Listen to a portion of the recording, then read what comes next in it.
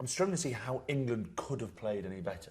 If I were to pick out errors, Johnny May makes a great break up the left-hand side and forced the pass to Owen Farrell. Owen Farrell, there's one loose offload. We get one overthrown line out on our own line. But other than that, against the All Blacks in a World Cup semi-final, I wrote no one down played well from New Zealand, but they weren't allowed to play well. The haka, I loved. So I'll be fascinated, I'm sure with time we'll begin to understand. Because, I mean, Woodward got rinsed in 2005 for setting up something similar, with having the captain at the back, which was in O'Driscoll at that time. Farrell was right at the apex of the half moon, or whichever, the inverted spear. I wasn't quite sure what it was, but it was like... it was a V for victory. Okay, so Dusautoir went the other way with a spear point in 2011. And whatever it was, they said it, and I just thought, wow, great. But, you know, and also respect.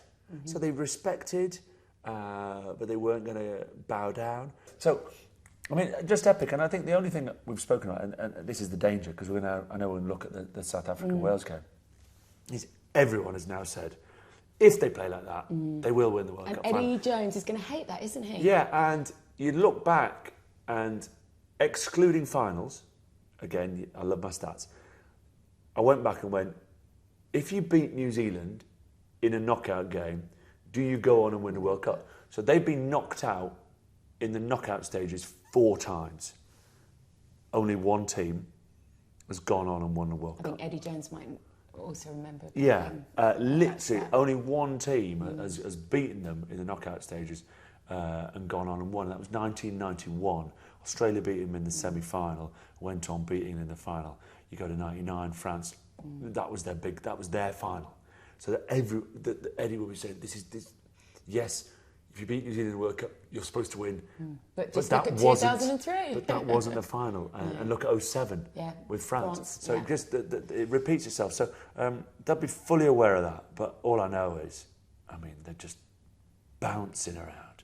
Look so physically fit, well, strong, in control. And also, most importantly, really playing. And I think that was the difference between the first semi-final and the second semi-final.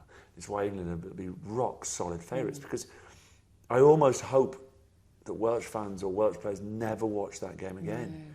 Because, and they'll say, why is that? Because I think they just look at it and go, we didn't play. We didn't take them on, we didn't have a go. We only had a go when we went 16-9 down, then we got to 16-all, then we stopped playing again. And it was that beat, almost these two teams, and I don't know what it is, and it doesn't necessarily mean South Africa will play like that next week, but neither of the teams in semi-final 2 really rolled the dice. It was Diolande hitting hard, or it was Wales round the corner box, and the best chance of scoring was either Dan Biggar catching a high ball or waiting for a penalty and eventually getting territory like that. So you predict the winner from the semi-final, and you go, well, England, I've got Scottish mates who despise England. And they're still they're going England and win by 15. It's really hard, isn't it? It's enough. But I'm just going, throw the semi-finals away. And I think that's what Eddie Jones will be saying this week, won't he? Without doubt. I mean, he wanted it to be 3-all in extra time. Yeah, well, at one stage I thought Gareth says I know, we thought, my goodness, he's become Mystic Meg. Yes. Is there nothing this man can't do? But Pollard, I mean, all the kickers kicked unbelievably well. But back to, I mean, England, extra days rest, I don't quite buy into the one stat I haven't checked, and I know that Johnson's team in 2003 played Sunday and won Saturday, so I don't know what the relationship is between playing Saturday and winning. And also, let's be honest about it, it was such a staccato semi-final 2 that I suspect if you'd said to these Springboks after the game, let's go and do a fitness session, they'd have gone in and done a fitness session. So I don't buy into whatever I hear this week. I'm not buying into the 6-7 day turnover. What I am buying into is the extraordinary pace and tempo that England went to play with in a semi-final, and South Africa almost went to just get through it and find themselves in a final. Eddie likes to train with real intensity, so if they do train, they'll do some sharpness. He said last week, less is more. He said he'd learnt that from his other World Cups. Yeah, I mean, you're not going to teach Owen Farrell how to pass better now. This is now about creating a 400-metre runner who's got a 60-second race and has to manage the body to be able to run the perfect race and empty the tank and go, because however confident we are, the whole South African team, they could change the whole front five. They could change. I'd always keep Vermeulen. They could change the whole pack other than Vermeulen.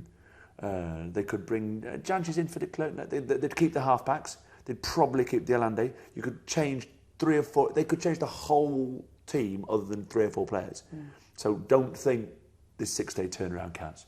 And England and South Africa have played an awful lot, haven't they? We were saying, 4 times in about the last 18 months. And England weren't that great last year. And even the ref, it was Angus Gardner, said at the World Rugby Awards, I probably should have given a penalty. And he didn't. And Pollard missed one as well. And my gosh, he's not missing at the moment. No. So, I think England are very different, though, from particularly those first 2 tests, aren't they? On the rise. Yeah. But New Zealand were 3-1 on. South Africa were 3-1 on. And South Africa had to go to the 75th minute, and New Zealand got absolutely turned over. So, on occasion, bookmakers' odds get thrown out the window. I sit here now, hugely. I'm going on a walking tour. I can't actually remember where it says over there, but it's obviously very memorable. It's a minute-by-minute basis on this tour. I'm leaving Tokyo. I'm doing a Land Rover Day tomorrow, so I'm going to see the usual. I'll see Johnny Brian and Habana Lawrence and there. Brian O'Driscoll and Brian Habana, and we'll do a load of media. We're coaching the kids. I'm not sure when this is going out, so I don't want to ruin the surprise. No. So kids who missed being mascots at the games that were cancelled so by the typhoons, by the Typhoon Hagibris. We're going to surprise them tomorrow. They're going to be mascots in the final. So this is the joy of being... So if Owen and the guys win next year, the joy they'll have in 10, 12 years, they'll be able to bring joy to... And have hotel rooms like this. We can't mention where we are, by the way, ever. And so they will do that, and then I'll head off for 3 or 4 days, and then I'm back into town on Friday, and the chaos and the carnage will begin. I will be a fan next week, and I think, is it a 6 o'clock kickoff because of the time difference change? So 9 o'clock UK. So I will be down in the fan zone in front of the band in England shirt at 2 o'clock next week. And you said, when I saw you yesterday, you said how nervous you were. Yeah, didn't eat your dinner? No, still get nervous. Still yesterday, people at the game, you're not playing. I know I'm not playing, but I think it takes you back to whichever country, whichever great captain said it. I think you never truly own the England shirt. You rent it, and you try and pass it on to the next bloke in slightly better shape than when you received it. And we like to think our lot did, and this lot are definitely going to do that from where they received it.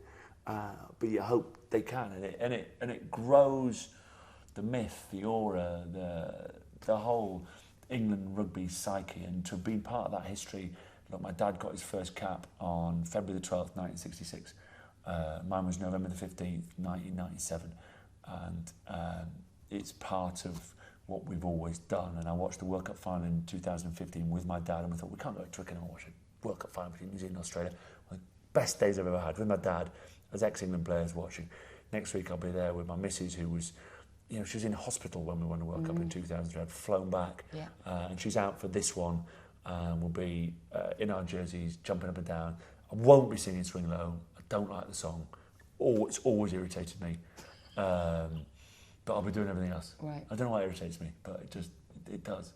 And having watched both semi-finals, all day long, England now. Yeah. I have to be. Yeah. And you just hope they can repeat. If they there's the. Not trying to put a potential pitfall in front of them, but if they play like they played last week, there's only one team will win next week. But you'd also know that South Africa, they are huge human beings. I mean, huge human beings, and unbelievably fit. And the fans today, they were growing. There's a lot of Cape people and Veld people will turn up next week. The atmosphere in the final, and however much you still say, I'm going to play like I did last week, it's a final, and you're 6 inches away from the trophy when you walk out. You're like, gosh, it's so close. I just don't want to make an error. They maintain. So, so excited. And I genuinely do believe we'll be sitting here next week with England as World Cup champions. But South Africa, they've got it twice. We've only gone to be Awesome. I just hope I can remember more of it on the Sunday morning next week than I can this week. Well, you know what you have to do, don't you? Not quite drink so much Okay, beer. yes, responsibly. And just finally, first trip, isn't it, to Japan? Yeah. Best thing that you've done, seen, eaten in Japan? Well, I love sushi. So I think going to those, and now I'm just going to show I'm such an ignoramus, you've been here much longer than me, to the crossroads. Shibuya crossing. Shibuya. And just stood there, and it felt like being part of the Beatles going across Abbey Road. Just feel like this is a bit busier. Yeah, just a fraction. Like sort of Piccadilly Circus, but cooler. Best thing. I'm so old. The trains. The bullet train. They're so good. So efficient and so on time. Yes. Bring them to England. Yeah. Not the toilets. Oh my God! Get rid of the toilet. Oh, the things that Henry Slade likes that flip up. Yeah. The thing that every single England player likes. There's so many buttons and so much knowledge alongside. I daren't press any of the buttons because I don't know what's going to happen. I went to boarding school. Brilliant.